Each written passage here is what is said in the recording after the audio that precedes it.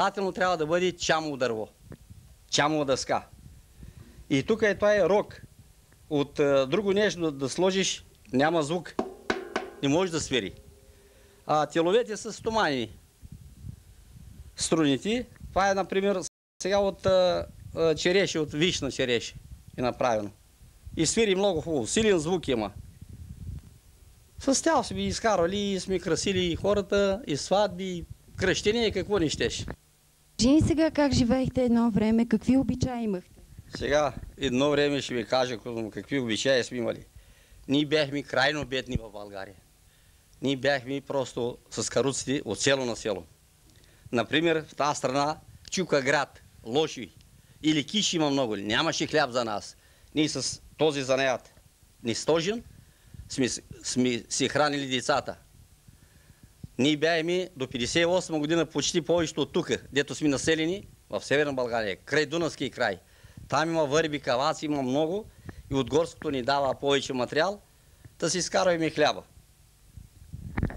Нещо за вашите обичаи, как се женехте, как си избирахте булка? Нашите обичаи са просто християнски. Ние отделни обичаи нямаме. Преданието ни от дядо, от баба, ние сме източно православни, не сме покръстени, не сме мюсюлмани.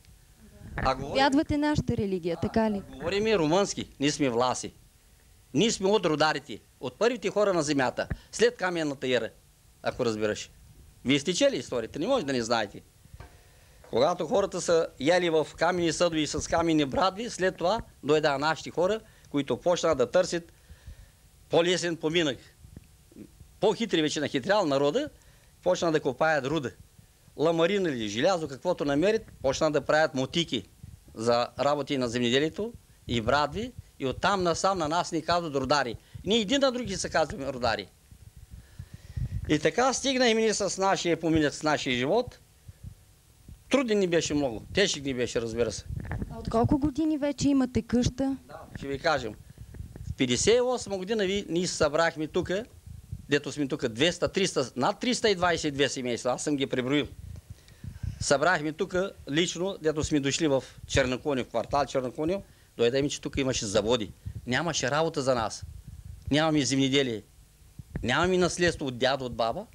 И от тогава се спряхме да си продадем и каруците. Кой каквото имаше. Добитък, може и ризата от гърба да си дадеш. Купихме си по един парцел и почнахме да строим, да си правим къщи. Понеже имаше работа за децата, за снахите, да кажем. Нали? Всичките като почнахме работа, айде кравърлъка се разви в България, тогава повече, чуванлъка за овцети. Фуражири бяхме насам натам, спечелихме пари и с тя пари тогава направим и къщи. Това ни разказа дядо Ради, а иначе в неговия дом само работа. Той майстори едно, а жена му друго. Техният дом не е само място за живеене, но и работилница. Всеки със своя занаят. А как живеят младите днес, разбрахме от гостуването си в дома на фамилия Андонови.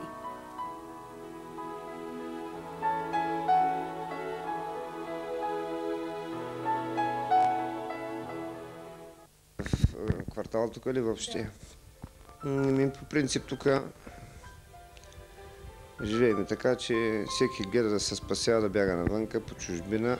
Това не е много, предполагам, което го казвам. По-голямата част от населението, което е в Черноконио, са в Гърция. Припечелват по някой лев, идват, влагат ви в нещо, предимно строежи, купуват къщи или строят или достроят някои къщи. Никой не се е фанал, да речем, с някакъв сериозен бизнес тук, поне на наша територия. Поради липса на средства ли? Поради липса на средства. Излизате... Особено нашите момчета по принцип не обичат да рискуват много с бизнеса. Предпочитат сигурното, работата. Тук в България няма ли работа за вас? Не, че няма работа. Работа има. Но знаете как стоят нещата. Друга е наницата в чужбина, друга е тук. Тук предимно за прихранване едвам стига. Или въобще дали стига с тия новите цени. А не смятате ли, че трябва да продължите занаятите на вашите родители? Смятаме. Аз специално съм се взел с тази идея, така да кажа. Трудничко им е, но смятам, че ще успея, защото вече успях и направих няколко обиколки в страната. Въобще нашите занятия са на затриване. Почти са затрити. Нали, тия, които все още са останали да ги работят, те са в една напреднала възраст, такава, която почти са извън строя.